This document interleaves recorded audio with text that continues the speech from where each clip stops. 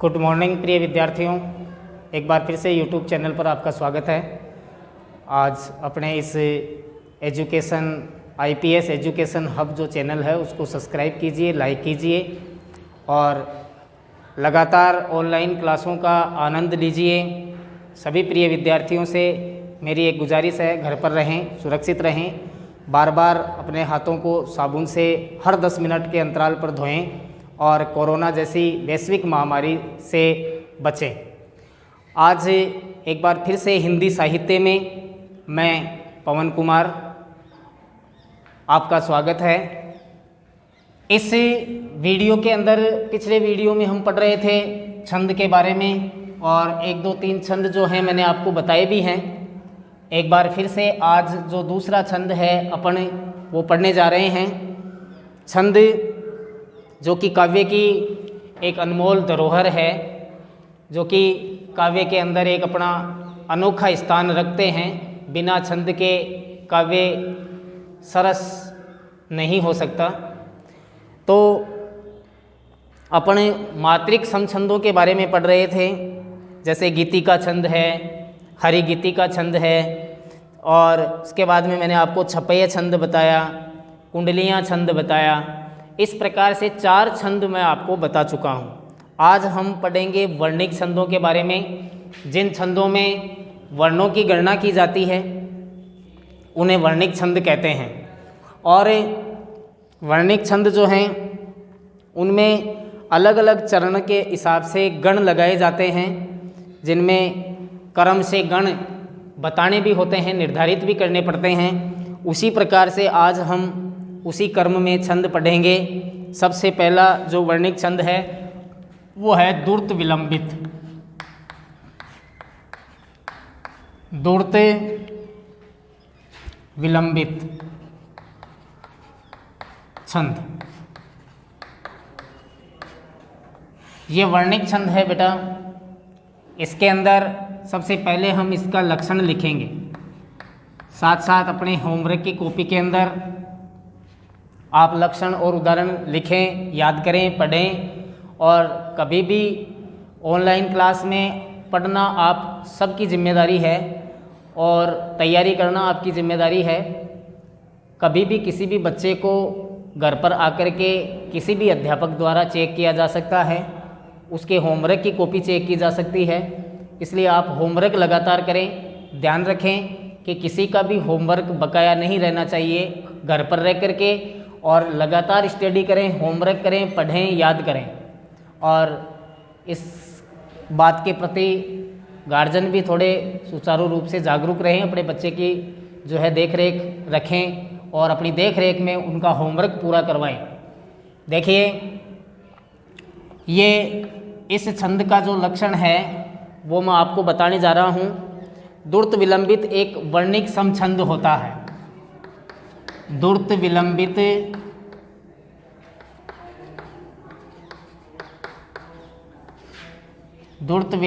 छंद एक वर्णिक समछंद है।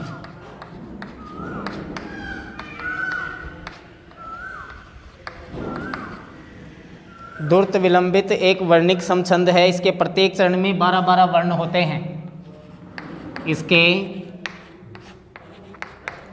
प्रत्येक चरण में 12-12 वर्ण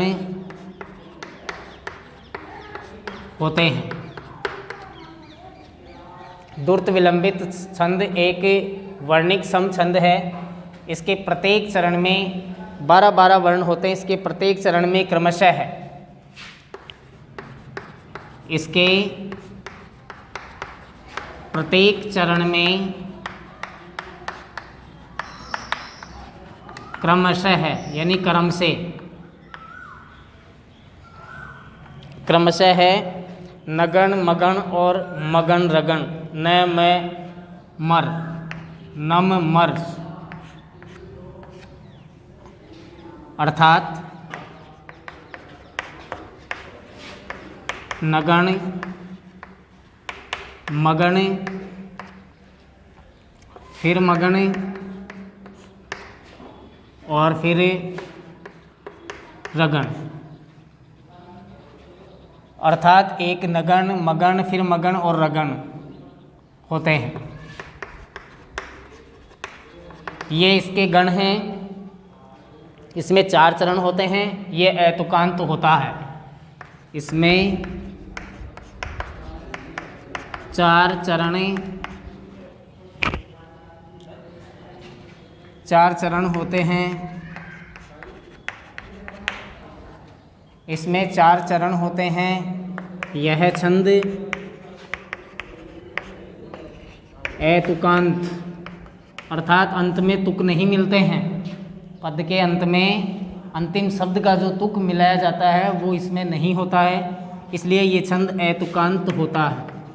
इसमें कोई प्रकार की तुक नहीं मिलती है। तो ये इस छंद का लक्षण है। अब अपन इसका उदाहरण लिखते हैं। बेटा मैंने आपको छंद पढ़ाने से पहले बताया था, इसका जो गण लगाने का जो सूत्र है वो आपको याद होना चाहिए। यह, माता, राज, भान, सलगा, 8 जो गण होते हैं इनकी मात्राएं तुम्हें पता होनी चाहिए। सबकी मात्राएं लगा करके मैंने आपको एक वीडियो में बोर्ड पर समझाई थी। जैसे यह माता, यह गण का जो है गण आएगा वो लघु, गुरु, गुरु, गुरु, लघु, गुरु, लघु, लघु, लघु और गुरु। इस प्रकार से जब अपन यहाँ पर नगण लेते हैं तो न यहाँ से शुरू होता है। नगण के अंदर 3 लघु ही आते हैं आगे। 3 वर्णों का एक गण होता है तो न, से, ल। तो ये इन तीनों की मात्राएं गिनेंगे अपन तो 3 लघु है। आगे जैसे मगण है तो मगण अपन यहाँ से गिनेंगे तो मगण की मात्राएं 3 गुरु है। मगण की मात्राएं जो है वो 3 गुरु हैं। माता, रा, माता, रा, इन तीनों की अपन मात्राएं गिनेंगे तो 3 गुरु होते हैं। तीनों जो गुरु हैं यहाँ पर आपको दिखाई दे रहे होंगे। ये तीनों गुरु मगण, यानी ये आपका नगण है, ये आपका मगण है। अब इसके बाद में फिर से मगण है तो फिर से यही आएगा, ये 2 बार आएगा। इसके बाद में जो रगण है तो रा, ज, भा, एक गुरु, एक लघु और एक गुरु, यह आपका रगण होगा। तो ये 3 गण जो हैं इसमें आएंगे, लेकिन मगण जो है वो 2 बार आएगा। इसलिए 4 गण हैं कुल मिलाकर के इस छंद में। तो आप इसका उदाहरण देखिए। दिवस का अवसान समीप था। दिवस का अवसान समीप था। दिवस का अवसान समीप था। गगन था कुछ लोहित हो चला। गगन था कुछ लोहित हो चला। लोहित हो चला। दिवस का अवसान समीप था अर्थात संध्या होने वाली थी। गगन था कुछ लोहित हो चला, आसमान जो है वो लोहित हो चला, रक्त के जैसे रंग का, जिसको अपन अरुण कहते हैं, अर्थात लाल रंग का। सूर्यास्त होता है तो भी लाल होता है और उदय होता है तो भी लाल रंग का दिखाई देता है। तो गगन था कुछ लोहित हो चला, तरु शिखा पर थी अब राजती। तरु शिखा पर थी अब राजती। तरु शिखा पर थी अब राजती, कमलिनी कुल वल्लभ की प्रभा। कमलिनी, कमलिनी, कमलिनी कुल वल्लभ की प्रभा। कुल वल्लभ की प्रभा।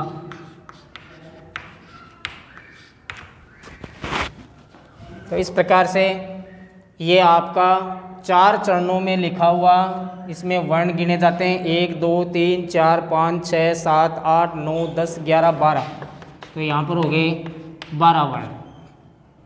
1 2 3 4 5 6 7 8 9 10 11 12।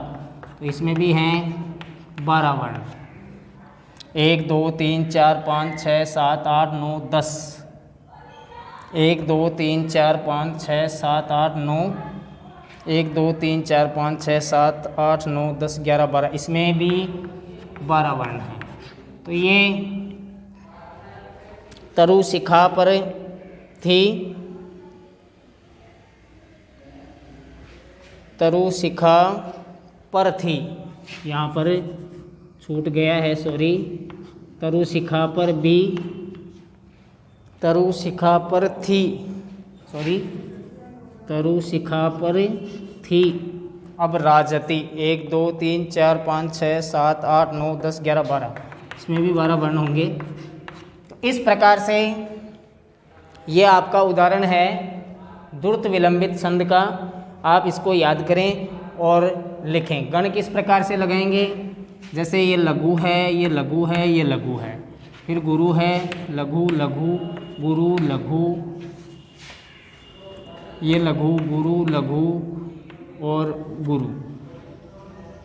तो 3 जो हैं वो गण हैं यहाँ पर। इस प्रकार से आप लगाएंगे। तो ये सबसे पहला नगण है आपका, और 1 गुरु और 2 लघु, 1 गुरु और 2 लघु, यगण नगण के अंदर। इसके बाद में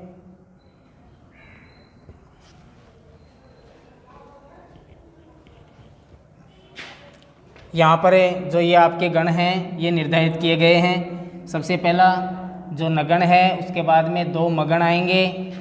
तो यहाँ पर जो मात्राएं लगाएं आप, 3 2 5 2 7 3 10 4 14 और 2 16 मात्राएं हैं वैसे। और इनको 4 गणों में आप निर्धारित कर सकते हैं। जैसे आपका पहला गण होगा नगण, उसके बाद में 2 मगण आएंगे और 1 रगण आएगा। और रगण के अंदर 1 गुरु, 1 लघु और 1 गुरु। तो ये गुरु लघु और गुरु। इसके बाद में 1 गुरु और 2 लघु, 1 गुरु और 2 लघु जो हैं किस प्रकार से कौन से में आ रहे हैं? देखो आप यहाँ पर 1 गुरु और 2 लघु, ये भगण। तो यहाँ पर ये मैं की जगह बेटा आप यहाँ पर थोड़ा मिस प्रिंट है, नभ भर लिखना है, क्योंकि ये मगण नहीं होंगे बल्कि ये भगण होंगे बेटा, भगण। दोनों ही ये भगण हैं, क्योंकि ये जो मात्राएं हैं 1 गुरु और 2 लघु, 1 गुरु और 2 लघु भगण के अंदर आते हैं। ये आपका ये गण होगा, न कि मगण होगा वो, बल्कि ये भगण होगा। तो यहाँ पर लक्षण के अंदर नभ भर कर लेना है आपको। नगण, भगण, भगण और रगण। रगण की जो मात्रा होती है आप देख लीजिए यहाँ पर 1 गुरु, 1 लघु और 1 गुरु, 1 गुरु, 1 लघु और 1 गुरु। तो इस प्रकार से ये अंत में जो है वो आपका रगण है। तो पहला नगण, भगण, भगण और उसके बाद में आपका जो है ये अंत में रगण होगा। इस प्रकार से ये आपका द्रुत विलंबित छंद पूरा हो चुका है। आप इसको बोर्ड पर अच्छी तरह से समझें। ऑनलाइन क्लास में आप वीडियो रोक करके, जो जैसे आपको ग्रुप में भेजा जाता है वीडियो, आप इस वीडियो को ग्रुप के अंदर आप जब देख रहे होते हैं तो बीच बीच में रोक रोक करके आप नोट्स बना सकते हैं, लिख सकते हैं, याद कर सकते हैं और अपनी पढ़ाई जारी रख सकते हैं।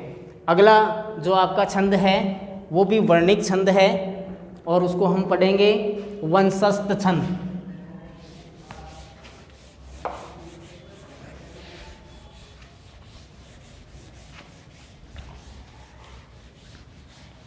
वंशस्थ छंद भी एक वर्णिक सम छंद होता है और वर्णिक छंद में हमेशा वर्ण गिने जाते हैं।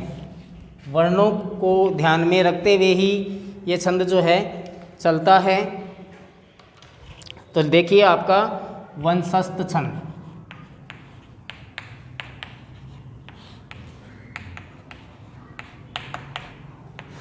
ये है आपका वंशस्थ छंद। तो इसका लक्षण लिखेंगे। सबसे पहले एक वंशस्थ वर्णिक सम छंद होता है। यह वंशस्थ छंद या यह छंद वर्णिक सम छंद है। यह छंद वर्णिक सम छंद है इसके 4 चरण होते हैं। इसके 4 चरण होते हैं। यह छंद वर्णिक समछंद है। इसके 4 चरण होते हैं। प्रत्येक चरण में 12-12 वर्ण होते हैं। प्रत्येक चरण में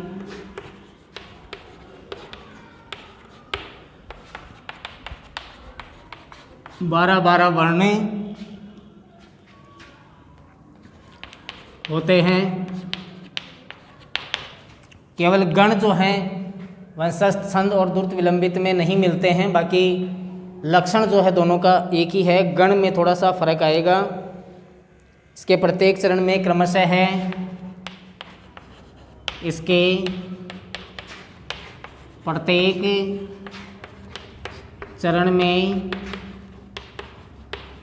क्रमशः है जो गण हैं वो किस प्रकार से होते हैं? जत जर, जत जर अर्थात जगण, तगण, जगण और रगण। जगण, तगण, जगण और रगण होते हैं। इसके प्रत्येक चरण में क्रमशः है जत जर अर्थात जगण, तगण, जगण और रगण होते हैं। तो इस प्रकार से ये आपका वंशस्थ छंद का जो लक्षण है वो इस प्रकार से है। अब है इसका उदाहरण। प्रभात की ज्योति निखार पा रही। प्रभात की ज्योति निखार पा रही। प्रभात की ज्योति निखार पा रही, विदा हुई रात वियोगकारिणी। विदा हुई रात वियोग कारिणी। प्रभात की ज्योति निखार पा रही, विदा हुई रात वियोग कारिणी। वर्जेश की वेणु, वर्जेश की वेणु, वर्जेश की वेणु बनी सुरागिनी।